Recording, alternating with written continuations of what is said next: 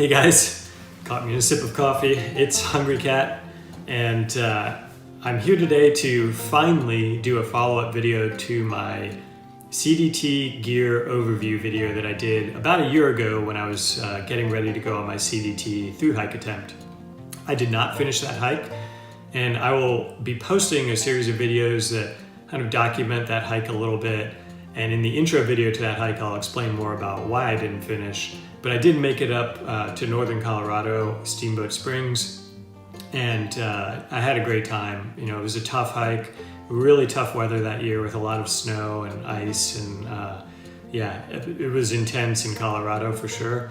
But what a beautiful place, and I look forward to giving it another go at another point in time. So today I really wanted to follow up on the gear items that didn't work out so well for me, or didn't work because conditions weren't as I expected. The first piece of gear I want to talk about is my tent, the Z-Packs Plexamid single person tent that sets up with one trekking pole. I actually really like this tent, and overall I would definitely use that tent again on another hike. It worked great for me. Had some condensation like single wall tents will, but all in all it was fantastic. The only thing is they had a bit of a manufacturing glitch with that one, with the carbon braces that go in at the very top of the tent where the trekking pole goes in. There's like a rectangle of carbon poles that give it some depth and help, I guess, flare the tent out a little bit. And those broke on me at one point. And then later they gave me different types of replacements, and those broke again. But then they held together for the rest of the hike. So overall, they were working through some design issues there. I think they've worked through it. They've since sent me another different type of material as a replacement, which I haven't really put a lot of miles on yet, but I imagine they probably improved it. So overall, I would use that tent again. I just had to kind of work through some of those issues on the trail. And if you watch my upcoming CDT videos, you'll see where I went through that around Pie Town. The next thing I want to talk about is my sleep system. I use the Enlightened Equipment Revelation 20-degree quilt, and I would do it again. It was great. But overall, the conditions on the trail were colder than I expected, and maybe I'm just starting to turn into a colder sleeper as I get a little bit older. But yeah, overall, there were nights where I was wearing everything to bed under that quilt. I would wear my shirt, I would wear my Enlightened Equipment Apex Torrid jacket, and my buff and my down hood, and I just needed that to stay warm. And overall, I never had a night where I was so uncomfortably cold that I couldn't sleep. With all my clothes on and everything, I was fine. So in a way, you could say I was pretty much optimizing my layering system, which is why I probably would do things the same next time. But just, I guess as a point of thought for any of you considering the CDT, it does get cold at night. It gets cold in the desert, but on years when there's heavy snow, it actually can get really cold, and we had many of those nights this past year. Next, my cook system. The one piece that didn't work for me in that was the credit card scraper that I decided to bring and tried to use. That thing died in like a day and a half, I think. It was pretty bad. It was just something I wanted to try, and I didn't have time before the hike to try it out on another trail. So I gave it a go, and it didn't work out. It just got corroded and soggy, and that plastic like that just dies pretty quickly. So I got rid of that, and all I ended up doing was just using like a little bit of toilet paper, at the end of each day to wipe down my pot, and I'd swish some water in it, and that was it. And that worked great for me.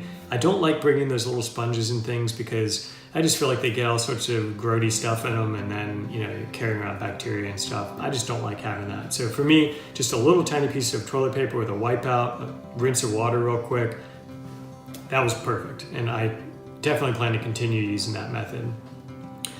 Next, I just wanted to talk about food in general, my storage system for food. And I took all my food and stored it in a Z-Packs food bag. I actually brought a rectangular op sack on the hike, and I would have used it more, but it just wasn't the right size. It could never hold all of my food. It could only hold some of it. And so it ended up just being kind of an extra food bag for me. I think at one point I ended up mailing it home or something. So I use the Z-Packs bag, and honestly, I slept with my food almost every night on the trail. There just aren't a lot of good food bag hanging trees in the CDT. And you would expect that in the desert, but even in Colorado and whatnot, the pine trees there, you know, most of the branches, if I'd hung my food, an animal could have just as easily gotten to it as, you know, if I'd just left it on the ground. And so I slept with the food because I wasn't really in any danger from big bears or anything. I wasn't in grizzly country or anything like that. And I just felt comfortable doing it. I know a lot of people wouldn't, but I did. And I would do the same again, only next time I think instead of the Z-Packs bag, I'd probably just bring a giant op sack. I'd get the largest size possible. And I would use that. That would cut down on the smells. And I think that and along with keeping my food in my tent would be okay. I still plan to use the Ursack when I got into real bear country, like grizzly country. So had I gotten out of Colorado, I was going to switch to my Ursack for that and use that for the rest of the trip. I'm definitely not going to mess around in grizzly country with having food anywhere near me. But it just goes to show, you know, you definitely need some type of storage system that you can leave somewhere, either a canister or like the Ursack where you can tie it to a lower branch, because there's just not a lot of trees that have the big long branch going out and nothing around it. I just couldn't find them. In terms of my water system, I loved having the 1.5 liter smart water bottles. They worked great for the long carries in the desert. I would definitely do that again. What I didn't like was the Sawyer micro filter. I brought the micro, not the mini, but the micro, which is the middle size, and it was relatively new when I started the hike. It had a really bad flow rate, and the sources on the CDT could be challenging. You know, getting water from cow tanks, it's got junk in it, and sometimes you sort of have to pre-filter it a little bit with a handkerchief. And yeah, the micro just clogged up. I got rid of it as soon as I could and got a regular Sawyer again, and that worked okay. But what I also added to my kit was Aqua Mirror drops, and I'm so glad I did. If I were hiking the CDT again tomorrow, I would bring both the Sawyer filter and the Aqua Mirror drops, because there are some really gnarly water sources in the CDT, and it's just nice to have that extra backup. In terms of clothing, the one piece that I brought that I was really glad I did was a handkerchief. I ended up using that mostly for sun coverage because I didn't like having the buff just tight around my neck all the time in the desert. It just kind of held the heat in a little bit more than I would have liked. So I took that handkerchief and I tucked it up under my hat every day. And it was just great. And when it was windy, I used a safety pin to just pin it in the front. And I would definitely do that again. It was awesome. I would use it to wipe condensation off my tent so I could keep my buff dry and walk in that in the mornings or sleep with it to keep my head warm. I just loved having that handkerchief, and I would definitely bring one again. I would also bring more socks. I started out with 2 pairs of socks. I would definitely bring 3, at least to get through the desert, because it is so dirty and dusty that I was getting all this fine grains of dirt in my socks, and I would have to put them back on again, and I started getting blisters and whatnot. So just having one more clean pair in between towns was really nice. I finally ended up ordering some and picking them up at a town, and that worked out great. Lastly, on the clothing side, I really liked the garbage bag rain skirt. So if you didn't see that in the video, check it out. It worked awesome for me. Yeah, I would definitely do that again. In terms of navigation, I didn't end up really using the paper maps by Jonathan Lay that much. Probably wouldn't carry them again. I used them a little bit for some planning for routes around snow and whatnot, but they didn't end up being critical to my navigation at all. So I would probably leave those paper maps at home and just use Guthook and rely on the Avenza app. I just didn't feel like I needed them. And then there was the Garmin InReach Mini that I brought along. Really, really liked having that because I was trying to keep contact with my wife, and AT&T signal was nowhere to be found on the trail.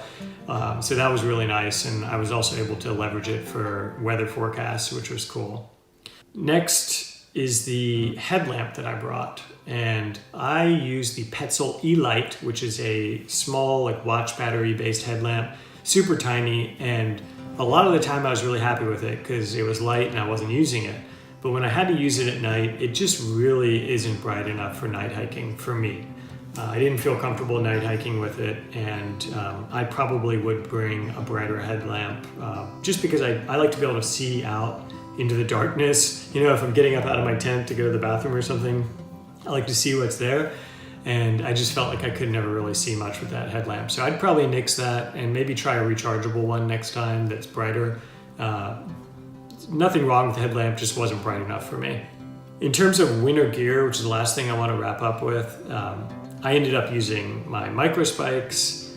I had the Catula microspikes, my ice axe, the Camp Corsa, and I ended up having to buy snowshoes. On the snowshoe side, I ended up purchasing the the MSR Evo snowshoes with tails. I just needed something that could help me keep on top of the snow because the post holing was really difficult when the snow was deep and there was a lot of snow on the trail. It was pretty intense.